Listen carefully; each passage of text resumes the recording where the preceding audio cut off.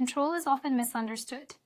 It is imagined as dominance, as force imposed from above, something rigid, something absolute. But real control is rarely so simple.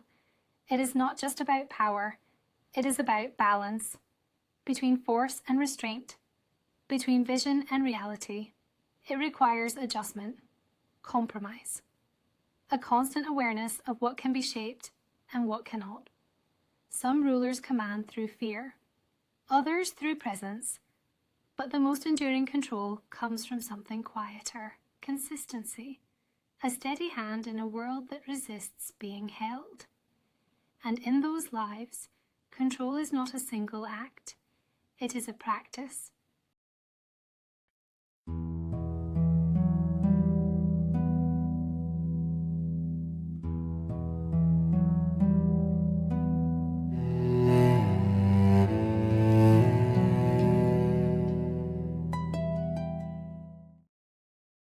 Before he became Frederick II of Prussia, he was a reluctant prince.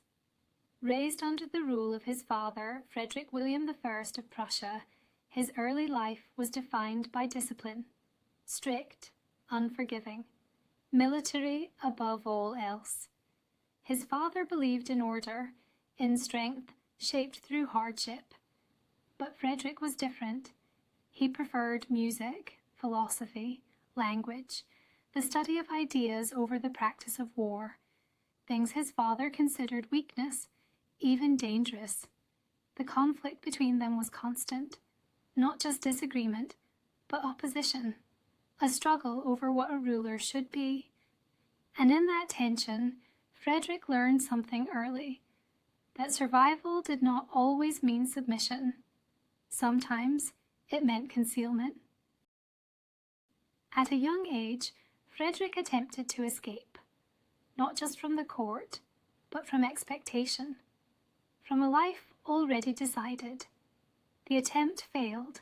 He was captured, returned not as a son, but as a subject who had disobeyed.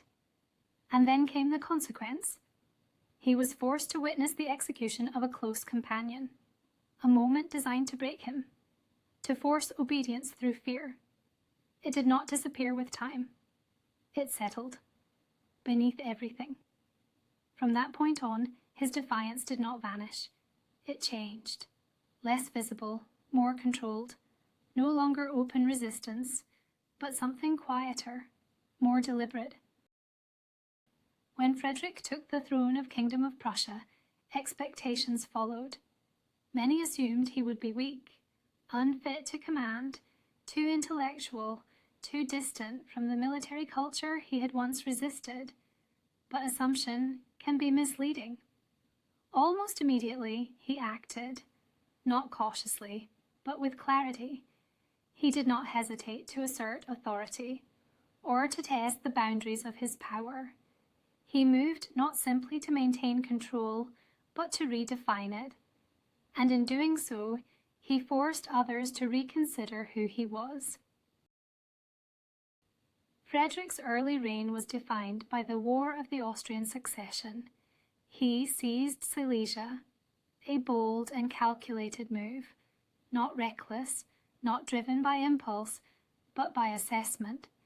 He recognized opportunity and acted before others could respond. His approach to war was deliberate, structured. He studied movement, position, timing, understood when to advance and when to hold. War for him was not chaos. It was something to be managed, adapted, controlled as much as possible within its limits. And in that approach, he began to define his rule.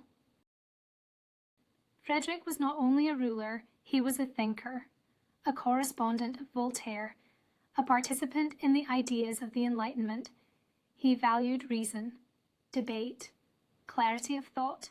He wrote essays, composed music, played the flute, spoke multiple languages fluently. His court became more than a center of authority. It became a place of exchange, where philosophy and governance intersected, where ideas were not separate from rule, but part of it. This dual identity king and intellectual, set him apart and complicated how he was understood. Then came the 7 Years' War, a conflict that expanded beyond borders, drawing in powerful nations, turning Prussia into a target. He was outnumbered, out-resourced, surrounded by enemies with greater strength. But Frederick did not rely on strength alone. He relied on movement, adaptation, speed. He shifted positions rapidly, took calculated risks, avoided collapse not through dominance, but through persistence. Each decision carried weight, and each survival reshaped the next move. The war pushed him to the edge, repeatedly. Losses mounted, territory was threatened. Moments came when defeat seemed unavoidable, alliances shifted, resources thinned, and time itself began to work against him.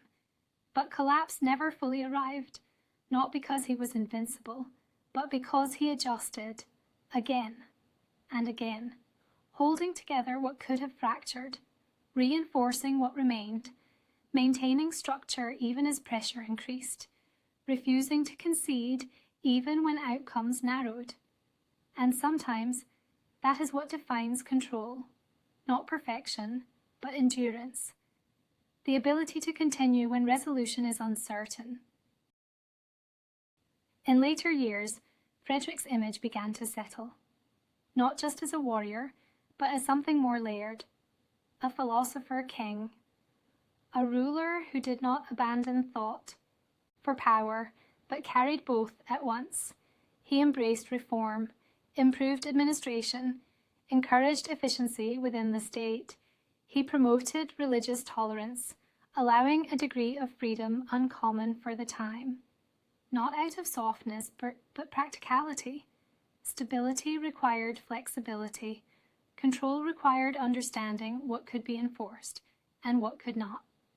He continued to write, to engage with ideas, to shape not just territory, but the structure within it. His rule did not become gentler. It became more refined, more deliberate, an evolution of the same discipline that had defined him from the beginning. Frederick II of Prussia was not simple. He was both rigid and adaptable, a man shaped by pressure who learned to apply it. His legacy is not just what he achieved, but how he sustained it, through balance, through discipline, through adjustment. He understood that power is not secured once, it must be maintained. And in that, his legacy endures, not as a moment, but as a practice. Some stories fade, others wait to be heard.